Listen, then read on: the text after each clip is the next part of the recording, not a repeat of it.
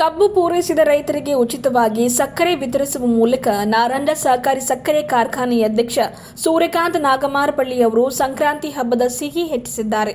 ದಿವಂಗತ ಡಾಕ್ಟರ್ ಗುರುಪಾದಪ್ಪ ನಾಗಮಾರಪಳ್ಳಿ ಅವರು ಆರಂಭಿಸಿದ್ದ ಪರಂಪರೆಯನ್ನ ಮುಂದುವರೆಸಿದ್ದಾರೆ. ಕಹಿ ಮರೆತು ಸಿಹಿ ವಿತರಿಸಿ ಸಂಭ್ರಮಿಸುವ ಸಂಕ್ರಾಂತಿ ಹಬ್ಬಕ್ಕೆ ಮೊದಲೇ ಸೂರ್ಯಕಾಂತ್ ನಾಗಮಾರಪಳ್ಳಿ ಅವರು ಸಕ್ಕರೆ ವಿತರಿಸುವ ಮೂಲಕ ಕಬ್ಬು ಬೆಳೆಗಾರರ ರೈತರ ಮನಸ್ಸು ಗೆದ್ದುಕೊಂಡಿದ್ದಾರೆ.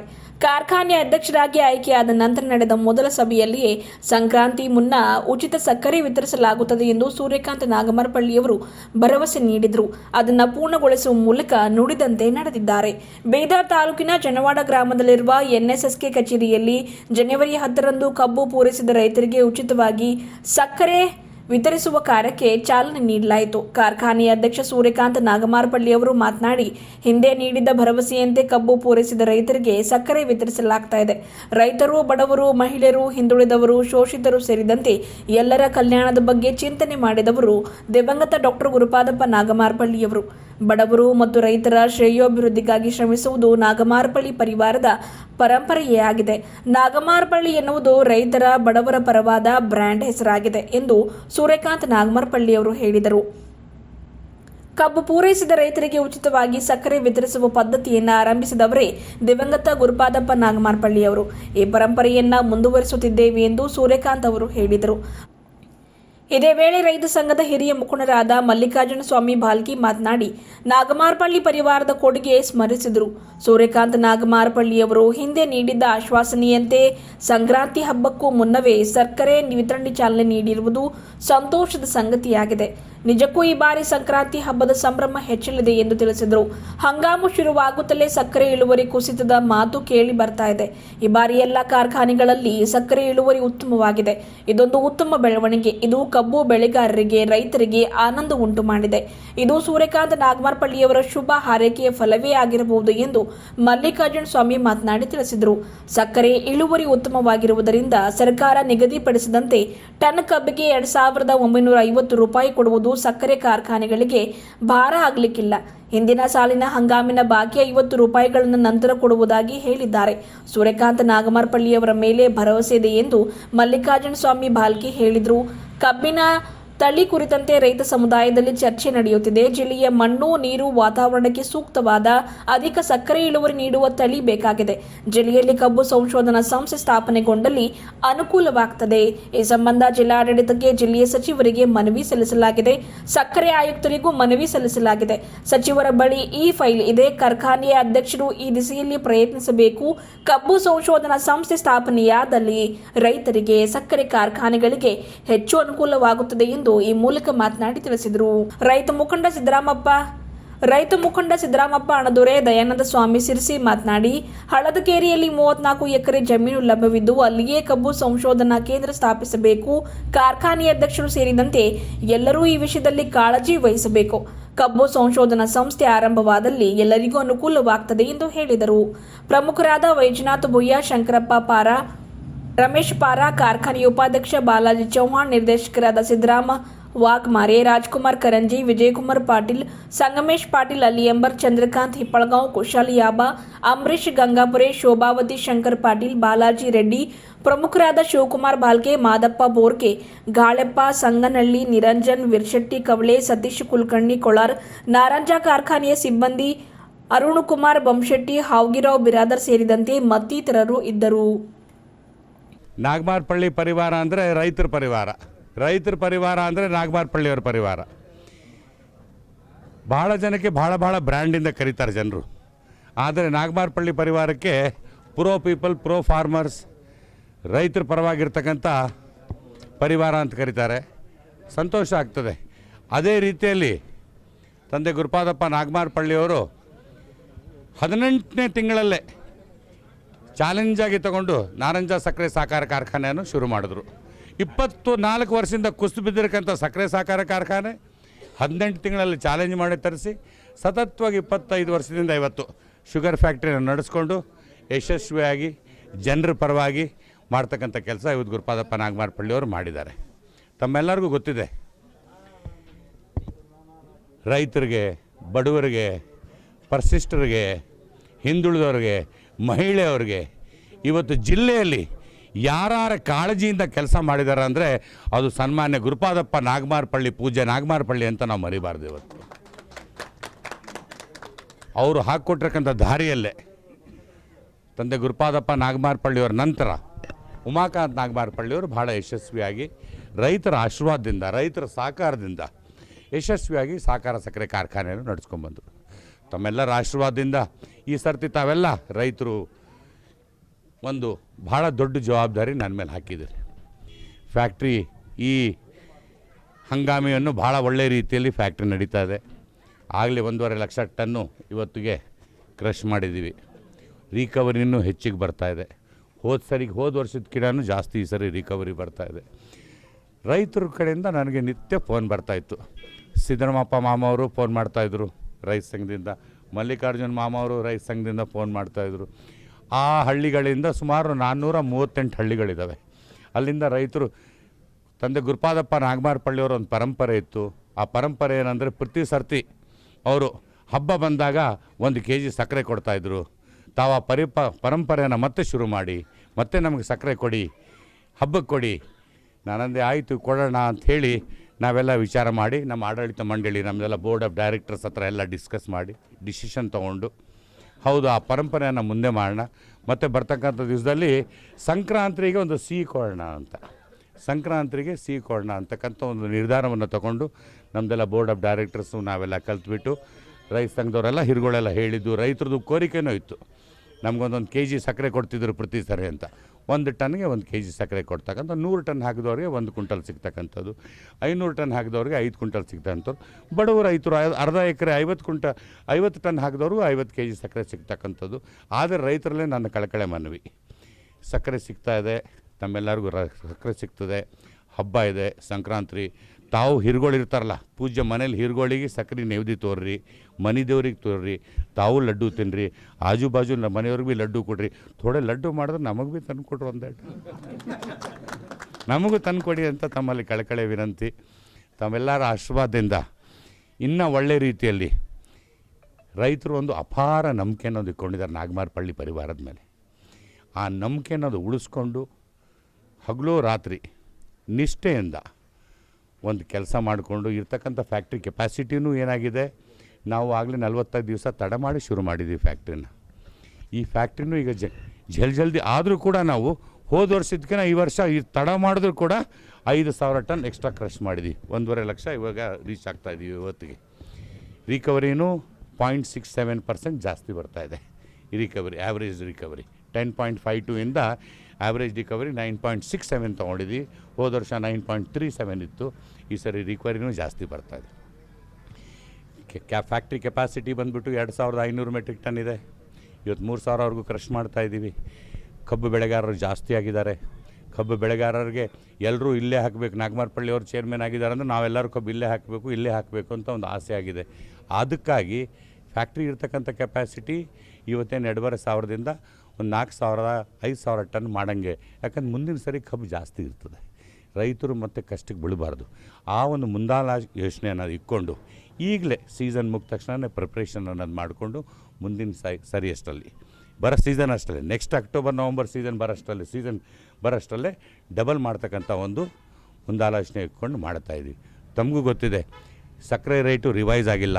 ಸಕ್ಕರೆ ರೇಟು 31 ರೂಪಾಯಿನೇ ಕಳೆದ 7 ವರ್ಷದಿಂದ ಏನು ರಿವೈಸ್ ಆಗಿತ್ತು ಅದೇ ಇದೆ.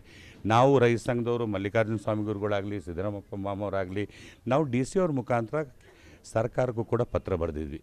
ಮಿನಿಮಮ್ ಸಪೋರ್ಟ್ ಪ್ರೈಸ್ ಕೊಡಿ, ರೈತರಿಗೆ ತಾವು ಹೇಗೆ ಉದ್ದು ಹೆಸರಿಗೆ 500 ರೂಪಾಯಿ ಹಾಕಿದ್ರಿ ಹಾಗೆ ಕಬ್ಬು ಬೆಳೆಗಾರರು ಇಲ್ಲಿ ಕರ್ನಾಟಕದಲ್ಲಿ 1 ಕೋಟಿ ಕಬ್ಬು ಬೆಳೆಗಾರರಿದ್ದಾರೆ.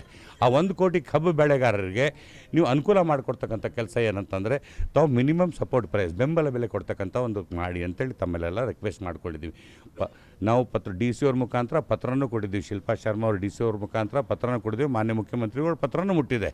ಅವರು ಕೂಡ 40ರಿಂದ 41 ರೂಪಾಯಿವರೆಗೂ ರೇಟ್ ಅನ್ನೋದು ಕ್ಯಾಪ್ ಮಾಡ್ತೀವಿ, ಶುಗರ್ ರೇಟ್ ಅನ್ನೋದಕ್ಕಂತ ಮಾತಂದಿದ್ದಾರೆ. ಆ ಒಳ್ಳೆ ರೇಟ್ನ ಕ್ಯಾಪ್ ಮಾಡಿ ಮಿನಿಮಮ್ ಸಪೋರ್ಟ್ ಪ್ರೈಸ್ ಮಾಡಿದ್ರೆ ಬರ್ತಕ್ಕಂಥ ದಿವಸದಲ್ಲಿ ರೈತರಿಗೂ ಇನ್ನೂ ಹೆಚ್ಚಿನ ಮಟ್ಟಿಗೆ ಇನ್ನು ಜಾಸ್ತಿ ಬೆಲೆ ಕೊಡ್ತಕ್ಕಂಥ ಕೆಲಸ ಫ್ಯಾಕ್ಟ್ರಿಯವ್ರ ಕಡೆಯಿಂದನೂ ಆಗ್ತದೆ. ಫ್ಯಾಕ್ಟ್ರಿನೂ ಉಳಿಬೇಕು, ರೈತರಿಗೂ ಅನುಕೂಲ ಆಗಬೇಕು ಅಂತಕ್ಕಂಥ ಒಂದು ಮನೋಭಾವನೆ ಇಟ್ಕೊಂಡು ಬರ್ತಕ್ಕಂಥ ಸೀಸನಲ್ಲೂ ಕೂಡ ಇನ್ನು ಹೆಚ್ಚಿನ ಮಟ್ಟಿಗೆ ಈಗ ಕೆಲವು ವೆರೈಟಿಗಳಿದ್ದಾವೆ. ರೈತರಲ್ಲೂ ಕಳಕಳೆ ವಿನಂತಿ, ಕೆಲವು ಭಾಗದಲ್ಲಿ ಬೆಳಗಾಮಲ್ಲಿ ಆ ಕಡೆ, ಕೆಲವು ಬಿಜಾಪುರ ಆ ಕಡೆ ಭಾಗದಲ್ಲಿ 265 ಎಲ್ಲ ಬ್ಯಾನ್ ಮಾಡಿದ್ದಾರೆ. ಇನ್ನು ರೈತರು ಅದು ಎಲ್ಲ ಇಲ್ಲಿ ಮಾಡ್ತಾಯಿದ್ದಾರೆ.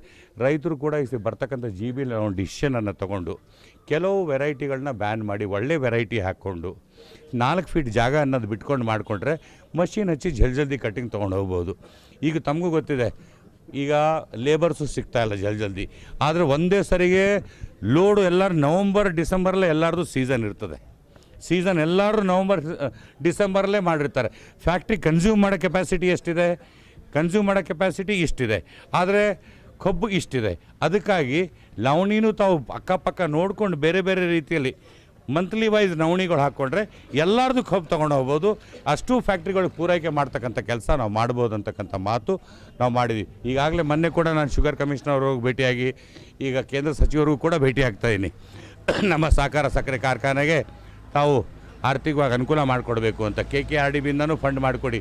ಈಗ ನೋಡಿ ಬೀದರಿಂದ ಪ್ಲೇನ್ ಹೋಗ್ತಾ ಇದೆ, ಪ್ಲೇನ್ಗೆ KKRDBಯಿಂದ ಪ್ರತಿದಿನ ಇಷ್ಟು 2-2.5 ಲಕ್ಷ ಬರ್ತಾಯಿದೆ. ರಸ್ತೆ ನಿರ್ಮಾಣಕ್ಕೆ, ರೋಡ್ಗೆ, ಚರಂಡಿಗೆ, ಇದಕ್ಕೆ ಅಂತೇಳಿ 5,000 ಕೋಟಿವರೆಗೂ ಖರ್ಚು ಮಾಡ್ತಾಯಿದ್ದಾರೆ. ನೀವು ಈ ಥರ ಸಕ್ಕರೆ ಕಾರ್ಖಾನೆ ಈ ಭಾಗದಲ್ಲಿ, ಉತ್ತರ ಕರ್ನಾಟಕ ಭಾಗದಲ್ಲಿ ಇರ್ತಕ್ಕಂಥ 2 ಶುಗರ್ ಫ್ಯಾಕ್ಟ್ರಿ, ಒಂದು ಮಹಾತ್ಮ ಗಾಂಧಿ ಸಕ್ಕರೆ ಸಹಕಾರ ಕಾರ್ಖಾನೆ, ಒಂದು ನಾರಂಜ ಸಕ್ಕರೆ ಸಹಕಾರ ಕಾರ್ಖಾನೆ. ಈ ಭಾಗಕ್ಕೆ ಇರ್ತಕ್ಕಂಥ ಸಕ್ಕರೆ ಕಾರ್ಖಾನೆಗಳಿಗೆ ಅವ್ರ ಕಡೆಯಿಂದ ಗೌರ್ಮೆಂಟ್ ಕಡೆಯಿಂದ ಕೂಡ ಒಂದು ಏಡ್ ಕೊಟ್ಟು ಇಲ್ಲಿ ರೈತರಿಗೆ ಅನುಕೂಲ ಮಾಡಿಕೊಡ್ತಕ್ಕಂಥ ಕೆಲಸ ತಾವು ಸರ್ಕಾರದಲ್ಲಿ ಮನವಿ ಮಾಡ್ಕೊತ ಇದ್ದೀನಿ. ಮಾನ್ಯ ಮುಖ್ಯಮಂತ್ರಿಗಳಲ್ಲಿ, ಎಲ್ಲ ಹಿರಿಯರಲ್ಲಿ. ಇದಾದರೆ ರೈತರ ಜೀವನ ಭಾಳ ಬಂಗಾರ ಆಗ್ತದೆ. ರೈತರು ತಮ್ಮ ಜೊತೆಗಿರ್ತಾರೆ. ತಮ್ಮೆಲ್ಲರಿಗೂ ಒಳ್ಳೇದಾಗಲಿ ಅಂತ ಮಾತನ್ನ ನಮ್ಗೆ ನಮ್ಮಲ್ಲಿ ವೆರೈಟಿ ಬಗ್ಗೆ ಮಾತಾಡಿದ್ರು. ಈ ವೆರೈಟಿ ಬೇಕಾದ್ರೆ ನಾವು ಎಲ್ಲ ಮಹಾರಾಷ್ಟ್ರದಿಂದ ಎಲ್ಲಿನೋ ತೊಗೊಂಡು ಬಂದು 100 ಟನ್ ಹೊಂಟೋದು, 200 ಟನ್ ಹೊಂಟೋದ, 120 ಹೊಂಟೋ ಅಂತ ನಾವು ಇಲ್ಲಿ ಲವಣಿ ಮಾಡ್ಲತ್ತೀವಿ. ಆದರೆ ಬರಾಬರಿ ಇಳುವರಿ ಬರಲ್ಲ. ಕಾರಣ ನಮ್ಮ ಮಣ್ಣು, ನಮ್ಮ ನೀರಿಗೆ, ನಮ್ಮ ವಾತಾವರಣಕ್ಕೆ ಸೂಟ್ ಆಗೋದಂಥದ್ದು ಕಬ್ಬು ಬೇಕಾದರೆ ನಮ್ಮಲ್ಲಿ ಕಬ್ಬು ಸಂಶೋಧನಾ ಕೇಂದ್ರ ಬೇಕು. ಅದಕ್ಕೆ ನಾವು ಇಲ್ಲಿ ಹಳ್ಳಕೆರೆಯಲ್ಲಿ 34 ಎಕರೆ ಗೌರ್ಮೆಂಟ್ ಜಾಗನೇ ಇದೆ. ಅದಕ್ಕೆ ನಾವು ಈಗಾಗಲೇ ಕೃಷಿ ಮಂತ್ರಿಗೆ ಮತ್ತು ರಾಜ್ಯಪಾಲರಿಗೆ, ಕೃಷಿ ವಿಶ್ವವಿದ್ಯಾಲಯದ ಕುಲಪತಿಗಳಿಗೆ ನಾವು ಪತ್ರ ಬರೆದೀವಿ.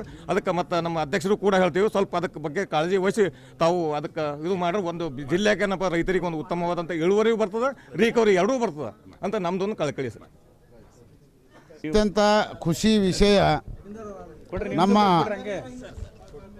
ಸೂರ್ಯಕಾಂತ್ ನಾಗಮಾರಪಳ್ಳಿ ಸಾಹೇಬರು ಚುನಾವಣೆಯ ನಂತರ ಅವರು ಅಧ್ಯಕ್ಷ ಆದ ನಂತರ ಮೊದಲನೆಯ ಸಭೆಯಲ್ಲಿ ಹೇಳಿದರು, ನಾನು ಈ ವರ್ಷ ಕಳೆದ ಸಾಲಿನ ಸಕ್ರೆ ನಾನು ಸಂಕ್ರಾಂತಿ ಹಬ್ಬದ ಒಳಗಾಗಿ ಕೊಡ್ತೀನಂತ ಅವತ್ತು ಆಶ್ವಾಸನೆ ಕೊಟ್ಟರು. ಇವತ್ತು ಆ ಮಾತಿನ ತಕ್ಕ ಮಾತು ಉಳಿಸ್ಕೊಂಡು ಸಂಕ್ರಾಂತಿ ಹಬ್ಬದ ಒಳಗಾಗಿ ರೈತರನ್ನು ಕರೆಸಿ ಸಕ್ಕರೆ ಕೊಡ್ತಾ ಇದ್ದಾರೆ. ಅವರಿಗೆ ಇಡೀ ಜಿಲ್ಲೆಯ ರೈತರ ಪರವಾಗಿ ನಾವು ಮೊದಲನೇದು ಅಭಿನಂದನೆಯನ್ನು ಸಲ್ಲಿಸ್ತೀವಿ. ಅದೇ ರೀತಿ ಇವತ್ತು ಈಗ ಈ ವರ್ಷ ಅವ್ರ ಅಧ್ಯಕ್ಷ ಆಗೋಣ, ಅವ್ರ ಕಾಲ್ಗುಣದನೋ ಏನೋ ಎಲ್ಲ ಫ್ಯಾಕ್ಟ್ರಿದಾಗ ರಿಕವರಿ ಹೆಚ್ಚಿಗೆ ಆಗ್ಯದ. ಈಗ ಹಿಂದಿದ್ದಾಗ ಇದ್ದಿಲ್ಲ, ಇವ್ರು ಬಂದಮೇಲೆ ಏನು ಕರೆಂಟ್ ಬಂದದ್ದು ಗೊತ್ತಿಲ್ಲ. ನಮ್ಮ ಜಿಲ್ಲೆ ಎಲ್ಲ ಕಬ್ಬಿನಾಗ ಸಕ್ರೆ ರಿಕವರಿ ಹೆಚ್ಚಿಗೆ ಆಗ್ತಾಯಿದೆ. ಅದಕ್ಕೆ ಈ ವರ್ಷ ಸರ್ಕಾರ ನಿಗದಿ ಮಾಡಿದ 2,950 ವಜ್ಜಿ ಹೋಗ್ತದಂತಂಬಂಥದ್ದು ಅಧ್ಯಕ್ಷರದ್ದು ಮೊದಲು ಇತ್ತು.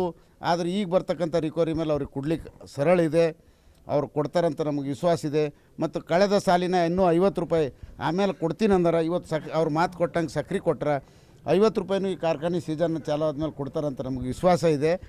ಮತ್ತು ಇವತ್ತೇನು 265 ಬಗ್ಗೆ ಎಲ್ಲ ಕಡೆ ಹೇಳ್ತಾ ಇದ್ದಾರೆ. 265 ಬ್ಯಾನ್ ಅಲ್ಲ, 13-14 ತಿಂಗಳಿಗೆ ಹೋದ್ರೆ ಅದು ಸಕ್ರೆ ಅದರಲ್ಲೂ ಎಷ್ಟು ಬರಬೇಕೋ ಅಷ್ಟು ಬರ್ತದೆ.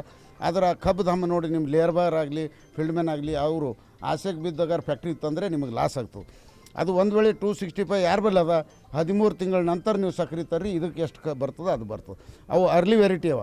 ಇವತ್ತು 671 ಇತ್ತು ಅಂದ್ರೆ 9 ತಿಂಗಳಿಗೆ ಕಬ್ಬು ತರ್ಬೋದು ನೀವು, ಅದರಲ್ಲಿ 14% ಬರ್ತದೆ. ಅದಕ್ಕೆ 265 ಆದಷ್ಟು ನೀವು ಜಾಗೃತಿ ಮಾಡಿ. ಇಲ್ಲ ಅಂದ್ರೆ ನೀವು ಒಂದು ಮಾಡಿರಿ 12 ತಿಂಗಳ ಒಳಗೆ ಕಬ್ಬು ಅದು ಹೊಂಟದ ಅಂದ್ರೆ 100 ರೂಪಾಯಿ ಕಮ್ಮಿ ಮಾಡಿರಿ. ಮುಂದೆ ಈ ವರ್ಷ ಅಲ್ಲ, ಈ ಪದ್ಧತಿ ಮೇಲೆ ಮುಂದೆ ರೈತರಿಗೆ ಜಾಗೃತಿ ಮಾಡಿ. ನಮಗೆ ಸಕ್ರೆ ಹೆಚ್ಚಿಗೆ ಬಂತು ನಮ್ಮ ಕಬ್ಬಿಗೆ ಅಂದ್ರೆ ಈ ವರ್ಷ 3,000 ಸನಿ ಹೊಂಟಿದೆ, ಮುಂದೆ 3,500 ತೊಗೋಬೋದು. ಅದಕ್ಕೆ ಅರ್ಲಿ ವೆರೈಟಿ ಮಾಡೋ ಸಲಕ್ಕೇನು ಅಧ್ಯಕ್ಷರೇನು ಸಲಹೆ ಕೊಡ್ಲತ್ತಾರೆ, ಅದಕ್ಕೆ ನಾವು ಎಲ್ಲ ರೈತರು ಒಪ್ಕೋತೀವಿ. ಇನ್ನೊಂದು ಏನು ಶುಗರ್ ರಿಸರ್ಚ್ ಸೆಂಟರ್ ಬಗ್ಗೆ ನಾವು ಜಿಲ್ಲಾಧಿಕಾರಿಗಳ ಮುಖಾಂತರ ಹೋಗ್ಯದ, ಮಂತ್ರಿಗಳು ಒಪ್ಕೊಂಡ್ರೆ ಶುಗರ್ ಕಮಿಷನರ್ ಬಳಿ ಫೈಲ್ ಹೋಗಿದೆ. ಅದಕ್ಕೆ ತಾವು ತಮ್ಮ ಕಾರ್ಖಾನೆ ಒಳಗೂ ಭಾಳಷ್ಟು ಜಮೀನು ಅದ. ಒಂದು ವೇಳೆ ಶುಗರ್ ರಿಸರ್ಚ್ ಸೆಂಟ್ರ್ ತಮ್ಮ ಕಾರ್ಖಾನೆಗೂ ಮಾಡ್ಬೋದು. ಎಲ್ಲೇ ಆಗಲಿ ತಾವು ಪ್ರಯತ್ನ ಮಾಡಿದ್ರಿ ಅಂದ್ರೆ, ಇವತ್ತು ಬೀದರ್ ವಿಜಯ್ ಶಂಕೇಶ್ವರ್ ಕಾರ್ಖಾನೆದಾಗೂ ಇದೆ, ನಿಜಲಿಂಗಪ್ಪ ಕಾರ್ಖಾನೆಯಲ್ಲೂ ಇನ್ಸ್ಟಿಟ್ಯೂಟ್ ಇದೆ. ಅದಕ್ಕೆ ತಮ್ಮ ಕಾರ್ಖಾನೆಗಾರ ಮಾಡಿರಿ ಅಥವಾ ಸರ್ಕಾರ ಸಪ್ರೇಟೇ ಮಾಡಲಿ, ಅದಕ್ಕೆ ತಾವು ಕಾರ್ಖಾನೆಯವ್ರು ಒತ್ತು ಕೊಟ್ರಿ ಅಂದ್ರೆ ನಮ್ಮ ಜಿಲ್ಲೆಗೆ ಬೆಳ್ತಕ್ಕಂಥದ್ದು ಕಬ್ಬಿಗೆ ಏನದ ಹೆಂಗೆ ತೊಗರಿ ಬಂದವ, ಈಗ ನಾವು 14 ಕ್ವಿಂಟಲ್ 20 ಕ್ವಿಂಟಲ್ ತೆಗಿಲತ್ತೀವಿ ಎಕ್ಕರ್ಗೆ, ಮೊದಲು ತೊಗರಿ ತೆಗಿತಿಲ್ಲ.